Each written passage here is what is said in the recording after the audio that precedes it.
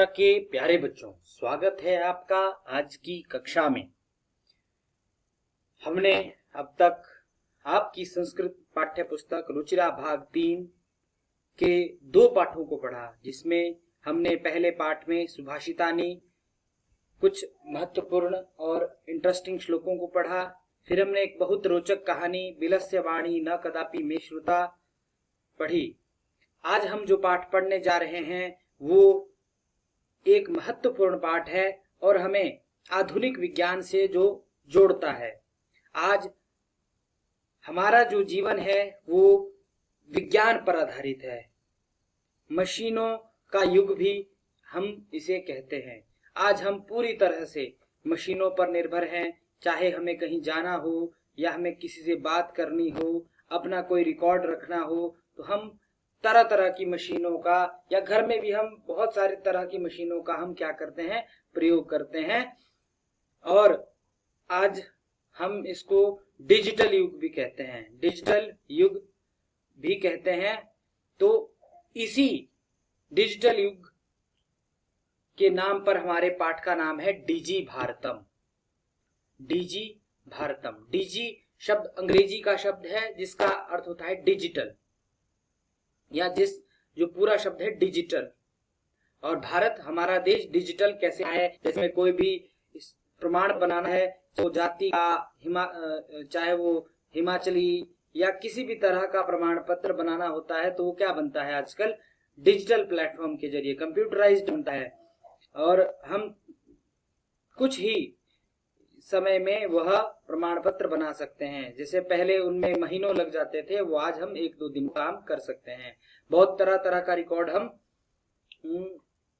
Digital platform या digital media के जरिए या डिजिटल कंप्यूटर के जरिए हम उसको रख सकते हैं। तो इसी पाठ को लेकर, इसी डिजिटलाइजेशन को लेकर हमारे पाठ का नाम डिजी भारतम है। तो आइए पढ़ते हैं पाठ को।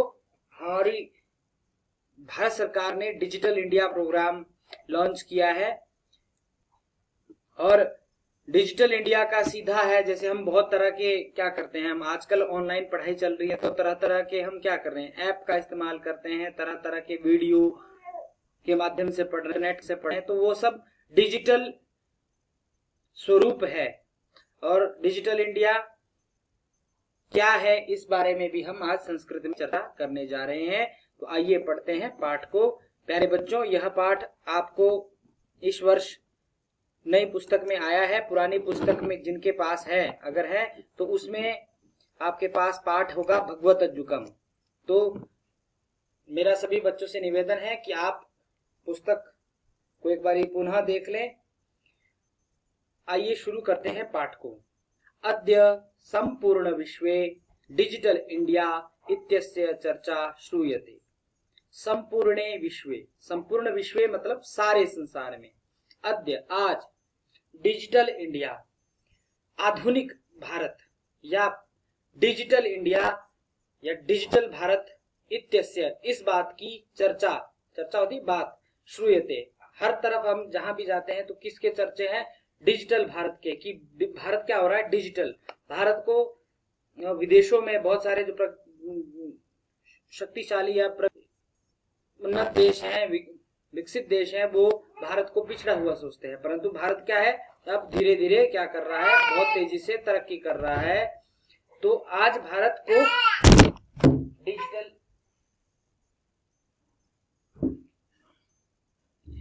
इंडिया इस बात की चर्चा आज हर तरफ सुनी जा रही है। तो इसमें शब्द है अद्य, आज। अद्य कहते हैं आज, टुडे।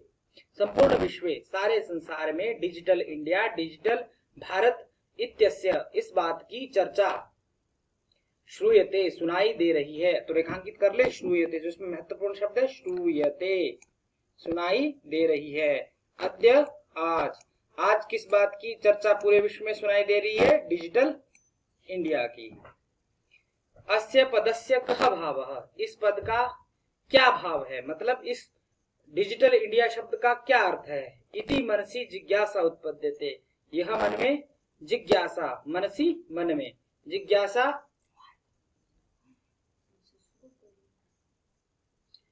जिज्ञासा उत्पद्यते, जानने की इच्छा पैदा होती है। काल परिवर्तनेन सह मानवस्य आवश्यकता अपि परिवर्तते।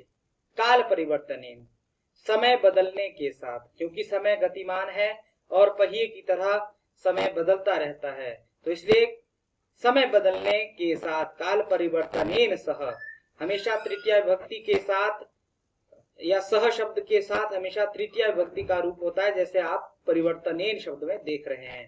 तो समय बदलने के साथ मानवस्य, किसकी, मनुष्य की, आवश्यकता अपि परिवर्तते, जो जरूरतें हैं बदलती रहती हैं।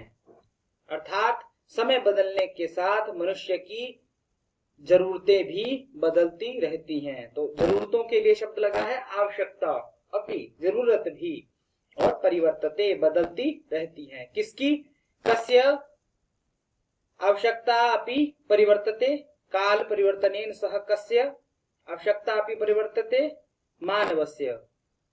और प्रश्न ये भी हो सकता है कि केन मानवस्य आवश्यकता अपि परिवर्तते, या कथम मानवस्य आवश्यकता अपि परिवर्तते, तो काल परिवर्तनेन सह, है ना, समय।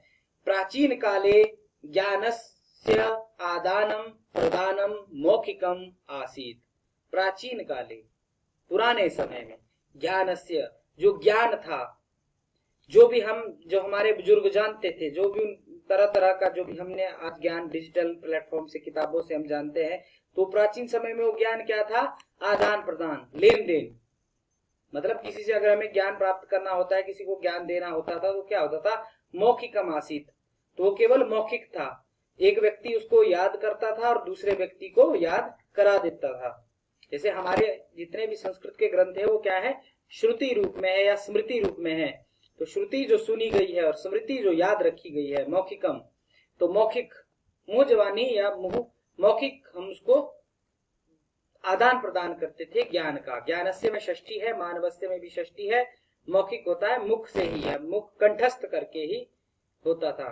विद्या च श्रुति परंपराया गृह्यते। अभी मैंने आपको बताया कि श्रुतियां, संस्कृत में श्रुतियां बड़ी प्रसिद्ध हैं। तो विद्या च, और विद्या और जो ज्ञान है, श्रुति परंपराया गृह्यते स्म। श्रुति मैंने श्रवण परंपरा से। क्या होता था कि कोई व्यक्ति जानता है, वह सभी को क्या सुनाता था, तो ज्ञान भरी बातें सुनाता था। तो श्रुति मैंने सुनी परंपरा से, श्रवण परंपरा से, श्रवण संस्कार से गृह्यते स्म प्राप्त होता था। अनंतरम ताल पत्रोपरि भोज पत्रोपरि च लेखन कार्यम आरब्धम। अनंतरम, बाद में, ताल पत्रोपरि, ताल बोलते ताड़ के पत्ते। ताड़ का एक पेड़ होता है जिसके पत्ते पर पुराने समय में लिखा जाता था। साथ में एक भोजपत्र होता है। आपके यहाँ पर पाजा नाम का एक पेड़ होता है, पाजटी, तो उसके छिलके की तरह होता है, उसकी ही प्रजाति होती है। तो उसके जो छाल होती है उसको भोजपत्र की तरह, एक भोजपत्र पौधा ही होता है, तो उसकी छाल पर भी लेखन किया जाता था। भोजपत्र उनको कहते थे। लेखन कार्यम आरब्धम, फिर लेखना का कार्य शुरू हुआ। फिर बाद में ताड़ के पत्तों और भोज पत्र पर लिखने का कार्य, लेखन कार्यम, लिखने का कार्य आरब्धम, शुरू हुआ। परिवर्तनी काले, बदलते समय में, कर्गदस्य लेखन्या च आविष्कारेण सर्वेषामेव मनोगतानां भावानां कर्गदोपरि लेखनम प्रारब्धम। परिवर्तनी काले, परंतु जैसे जैसे क्या हुआ, समय बदला। परिवर्तनी काले, अंडरलाइन कर ले, परिवर्तनी काले, बदलते समय में। कर्गदस्य, कर्गद बोलते हैं कागज। क्या हुआ, फिर क्या आया, 17वीं शताब्दी या उससे पहले 14वीं शताब्दी 15वीं शताब्दी में क्या आया, कर्गद, कागज का आविष्कार हुआ चीन में। सबसे पहले कहा जाता है कि चीन में कागज का आविष्कार हुआ। तो कर्गदस्य लेखन्या, कागज की लेखनी, कागज और लेखन्या, और पेन का, मतलब कागज और पेन का आविष्कार हुआ। पहले तो कलम से लिखा करते थे, तो लेखनी का आविष्कार हुआ आविष्कारेण, आविष्कार से। आविष्कारेण शब्द में भी तृतीया विभक्ति है, तो आविष्कारेण, इसको अंडरलाइन करें। आविष्कार होता है खोज से।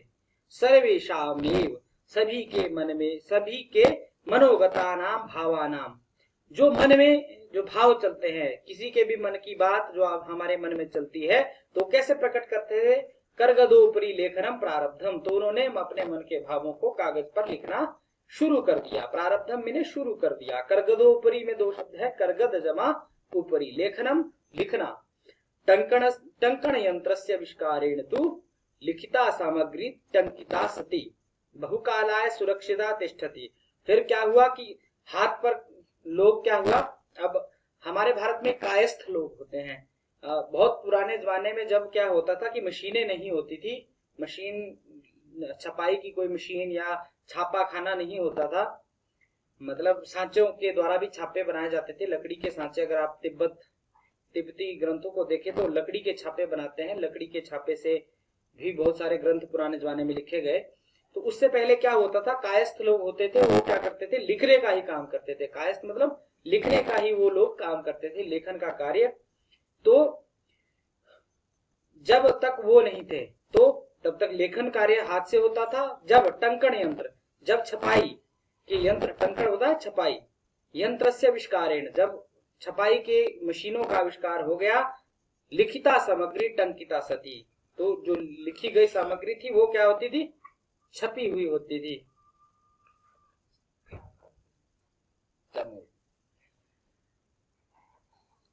टंकिता सती, छपी हुई होती थी। बहुकालाय सुरक्षिता अधिष्ठित, और वह बहुत लंबे समय तक सुरक्षित रहती थी, क्योंकि कोई भी चीज छपी हुई है तो उसमें कई तरह के केमिकल का भी प्रयोग किया जाता था, जिससे कि उसमें कोई कीड़े ना लगे और ना ही वो आसानी से खराब होती थी। तो छपाई की मशीनों के आविष्कार के बाद जो सामग्री थी वो लिखित रूप में प्रयोग होने लगी या प्रिंटेड होने लगी, जिसको प्रिंटेड बहुकालाय सुरक्षिता अधिष्ठित, बहुत समय के लिए सुरक्षित हो गई। वैज्ञानिक प्रविधि प्रगति यात्रा पुनरपि अग्रे गता। वैज्ञानिक प्रविधि, वैज्ञानिक विधियों से क्या हुआ, फिर क्या इसमें विज्ञान आ गया। पहले तो क्या होता था कि आवश्यकता के मुताबिक ही सारे क्या होते हैं, हमारे यहाँ पर हिंदी में कहावत है कि आवश्यकता आविष्कार की जननी है। कोई भी आविष्कार तब होता है जब उसकी आवश्यकता होती है। तो वैज्ञानिक प्रविधि, वैज्ञानिक विधियों से प्रगति यात्रा पुनरपि अग्रे गता, तो धीरे धीरे क्या हुआ, विज्ञान की मदद से उसमें सुधार आता गया। प्रगति यात्रा पुनरपि अग्रे गता, जो कागज लेखन की जो या छपाई की जो यात्रा थी वो आगे बढ़ती गई। अग्रे गता, अंडरलाइन कर ले, अग्रे गता। अद्य सर्वाणि कार्याणि संगणक नामक यंत्रेण साधितानि भवन्ति। तो कहता कि आगे कैसे बढ़ी कि अद्य, आज, सर्वाणि कार्याणि, सर्वाणि कार्याणि, सारे कार्य, संगणक यंत्र, संगणक नामक केन यंत्रेण साधितानि भवन्ति। संगणक बोलते हैं कंप्यूटर के द्वारा, कंप्यूटर नामक जो मशीन है उसके द्वारा साधितानि भवन्ति, उसके द्वारा होते हैं। आजकल हम सारा प्रिंटिंग जो काम होता है, छपाई का, लिखने का या रिकॉर्ड रखने का, जितना भी कार्य होता है वो हम किससे रखते हैं, कंप्यूटर में। पहले क्या होता था कि सारे बहियां होती थी, बड़ी बड़ी किताबें, अगर आपको जाने को देखने को मिले, बड़े बड़े क्या होते थे, लेखागार होते थे, वहां पर बड़े बड़े रजिस्टर रखे होते थे। आज भी लेखागार प्रयोग किए जाते हैं, परंतु अब जब से कंप्यूटर आया तो हर चीज डिजिटल हो चुकी है, तो उन लेखागारों की इतनी आवश्यकता नहीं रह गई है। यंत्रेण साधितानि भवन्ति, फिर जो कार्य, सारे कार्य थे वो कंप्यूटर नामक यंत्र से सिद्ध होने लगे। समाचार पत्राणि पुस्तकानि च कंप्यूटर माध्यमेन पठ्यन्ते। आज हम क्या कर रहे हैं कि हम फोन में ही क्या है, समाचार आ रहे हैं हमारे, समाचार, तरह तरह के समाचार पत्र, समाचार जो क्या है, न्यूज चैनल हम देखते हैं, तो तरह तरह की किताबें, तरह तरह का ज्ञान कंप्यूटर के माध्यम से, फोन के माध्यम से हम क्या पढ़ते हैं। लिखन्ते च, और लिखते भी हैं, फिर फोन में ही उसको लिखकर स्टोर करते थे। कर्गद उद्योगे वृक्षाणाम उपयोगेन वृक्षा करते, कि जब क्या हुआ कि कागज, कर्गद उद्योगे, कर्गद बोलते कागज का उद्योग, कागज का जब प्रयोग होने लगा तो क्या हुआ, वृक्षाणाम उपयोगेन, अब कागज बनाने के लिए भी तो कुछ सामग्री चाहिए, वो कहां से आती है, वृक्षों से।